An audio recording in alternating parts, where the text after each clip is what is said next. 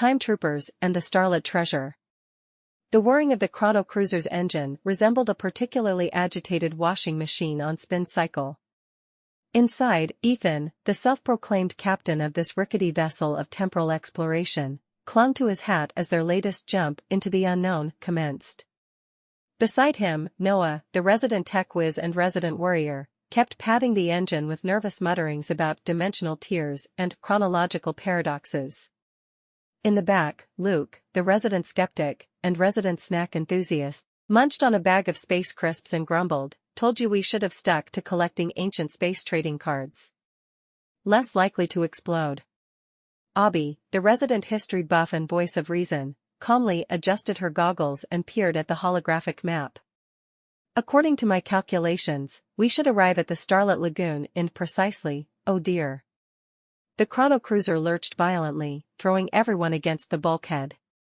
Alarms blared, lights flickered, and the smell of burnt circuits filled the air. "Noah, did you say dimensional tears?" Ethan shouted, pulling himself off the floor. Noah, now sporting a soot-streaked face, scrambled towards the control panel. Maybe? Possibly? Definitely not on purpose." The ship shuddered again, then fell eerily silent. A beat of tense silence passed, followed by Luke's voice. "Well, are we dead yet?" Abby emerged from a cloud of smoke, holding up a singed map.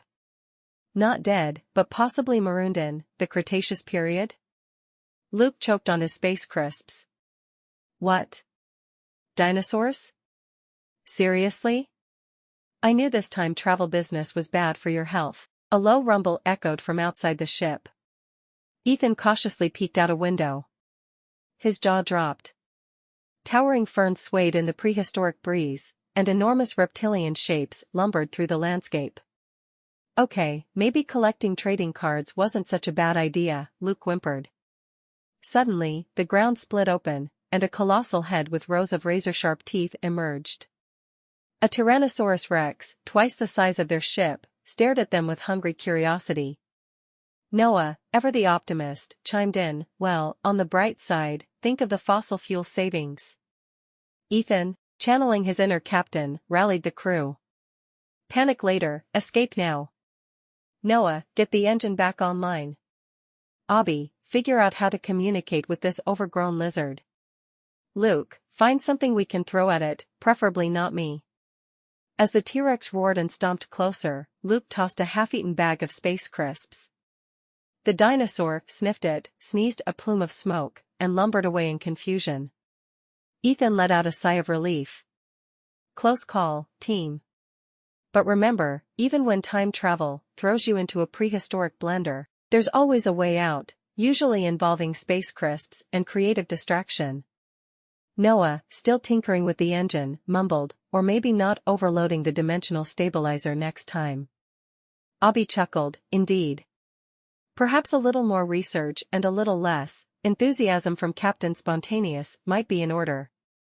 Luke, sheepishly finishing his crisps, offered a hesitant apology. "Sorry, guys. Maybe time travel isn't so bad after all, as long as we don't end up as dino snacks." Ethan grinned. "Exactly. Now, who's up for exploring the Cretaceous period responsibly, with minimal temporal paradoxes and definitely no T-Rex encounters?" As the Chrono Cruiser sputtered back to life, the unlikely heroes knew their adventure had just begun. The quest for the Starlit Treasure might be fraught with danger and humorously disastrous detours, but with friendship, courage, and a healthy dose of space crisps, they were ready to face any challenge time could throw at them. Having narrowly escaped the Cretaceous crunch, the Time Troopers found themselves deposited on a vibrant alien world bathed in the soft glow of 2 moons. Their trusty Chrono Cruiser sputtered harmlessly in the sky, still recovering from its dinosaur encounter. "Looks like we traded T-Rexes for glowing cacti?" Luke remarked, scratching his head. Abby, her eyes sparkling with excitement, consulted her ancient data pad. This planet, Xylophone 4, was once home to the Harmony Seekers, a civilization known for their peaceful ways and mastery of musical technology. Intrigued, Ethan scanned the landscape. "So, where do we find the Heart of Harmony?" Maybe hidden in a giant cosmic harp? Suddenly, a melodic chirp echoed through the air. A swarm of tiny, winged creatures with iridescent scales flitted around them, each one carrying a miniature instrument, a lute, a flute, even a tiny cymbal. Eek! Are those space bees? Luke yelped, swatting at them with his satchel. Careful, Luke, Abby warned. These are likely the descendants of the Harmony Seeker's instruments, imbued with sentience through their music. One particularly bold creature landed on Noah's shoulder, its tiny lute strumming a cheerful tune. Noah, usually wary of anything mechanical, found himself smiling. He gently played a note on his own portable keyboard, and the creature chirped in response, a harmonious duet filling the air. Meanwhile, Ethan followed a trail of shimmering scales, deep into a grove of glowing flora. There, nestled amongst the plants, stood a magnificent temple, carved from crystal. Above its entrance, intricate cymbals pulsed with light, seemingly responding to the music emanating from the instrument creatures. The heart of harmony must be inside, Ethan exclaimed. Abby studied the cymbals. But the melody needed to open the temple is complex, a symphony of many instruments working together. As if on cue, the instrument creatures surrounded them, their tiny music coalescing into a beautiful, yet incomplete melody. With a mischievous grin, Noah began improvising on his keyboard, mimicking their sounds and adding his own playful variations. The creatures chirped excitedly, their music growing richer and more harmonious. One by one, other instrument creatures joined in, drawn by the evolving melody. Soon, the air thrummed with a vibrant symphony, each creature contributing its unique voice to the whole. As the final note resonated, the temple doors glowed, then swung open with a grand flourish. Inside, bathed in ethereal light, lay not a jewel, but a vast library filled with scrolls, instruments, and holographic displays. Ethan, initially disappointed, saw the excitement in Abby's eyes. This library holds the history and music of the Harmony Seekers, she explained. Their true treasure wasn't a single object, but their shared love of music and the harmony it created. Luke, who had been mesmerized by the music, finally spoke. Maybe this treasure is even better than a sparkly rock. It can unite people, just like it did those tiny space bee things. Ethan smiled. Indeed, Luke. Sometimes, the greatest treasures are the ones we create together. As the time troopers delved into the library, learning about the Harmony Seekers and their musical wonders, they knew their adventure wasn't just about finding objects. It was about understanding different cultures, appreciating the power of collaboration, and maybe even composing a few space-worthy tunes of their own. The library of the Harmony Seekers held more than just dusty scrolls and forgotten melodies. With Abby's keen intellect and Noah's technological tinkering, they discovered interactive displays showcasing the essence of the heart of harmony, a philosophy of peaceful coexistence and a collective consciousness expressed through music. As they immersed themselves in its teachings, a deeper understanding of their mission dawned. Meanwhile, Luke, initially bored by the history stuff, found himself inexplicably drawn to a worn-out lute tucked away in a corner. As he strummed tentatively, the instrument responded, its ethereal melody carrying an echo of loneliness. Suddenly, the holographic displays flickered, and a wisp of energy coalesced into a shimmering figure, a harmony seeker from the past, his face etched with sorrow. "Greetings, time travelers," he spoke, his voice echoing through the chamber. "The heart of harmony, once a beacon of unity, is fading. Discord has gripped my people, and I fear we may lose our way forever." Ethan, ever the hero, stepped forward. "Don't worry, Spirit. We'll help you restore harmony." But the Spirit shook his head. "Only those who truly understand the power of unity can rekindle the heart. You must prove yourselves worthy by completing a final test." With a wave of his hand, the time troopers were transported to a bustling marketplace, brimming with diverse alien species. The air buzzed with tension, arguments erupting at every corner. Their task, to use music, inspired by the library's teachings, to bridge the divides and bring harmony back to the marketplace. Noah, inspired by the Spirit's words, crafted a dynamic beat using salvaged components from their ship. Luke, emboldened by his encounter with the lute, joined in with heartfelt melodies. Abby, understanding the cultural nuances of each species, weaved intricate harmonies. Ethan, channeling his leadership skills, rallied the crowd, encouraging them to sing and dance together. Initially, the music was met with suspicion, then curiosity. Slowly, hesitant steps morphed into synchronized dancing, gruff voices blended into joyous singing. Barriers of language and differences melted away as the power of music united them. By the time the final note faded, the marketplace was transformed, laughter and shared smiles replacing the earlier discord. Returning to the library, the time troopers were greeted by the spirit, his face radiating gratitude. "You have passed the test," he declared.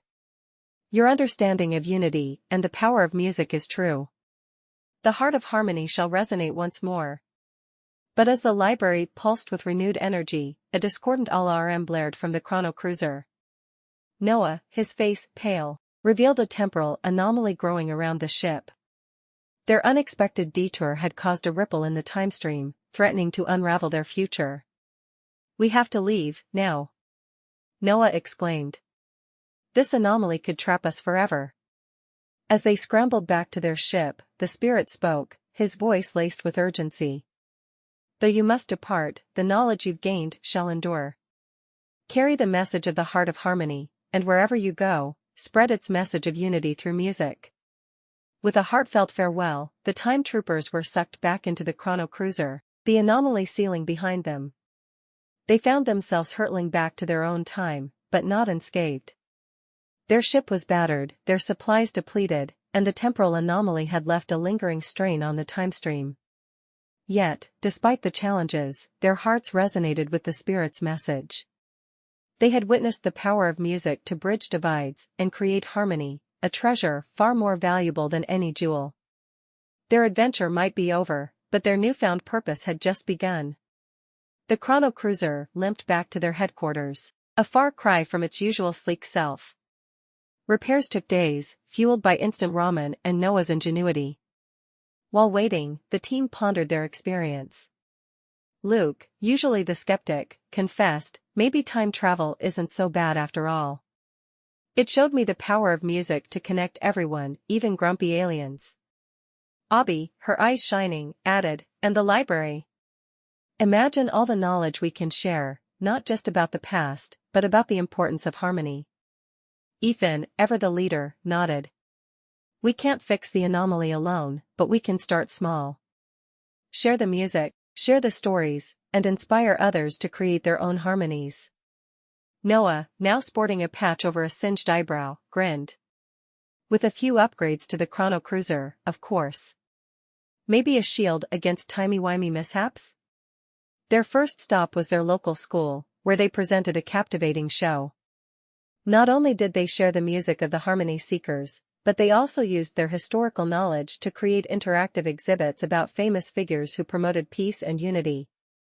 The children were enthralled, their laughter filling the room like a symphony. News of their presentation spread, leading to invitations from community centers, museums, and even international conferences.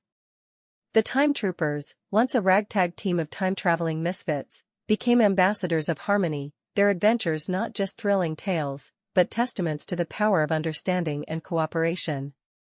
They didn't forget their responsibility to fix the anomaly. Noah, fueled by inspiration and countless cups of coffee, developed a device that, while not perfect, could stabilize the timestream. It was a risky mission, but they knew they had to try. Their final journey took them back to the point of the anomaly, a swirling vortex of temporal energy.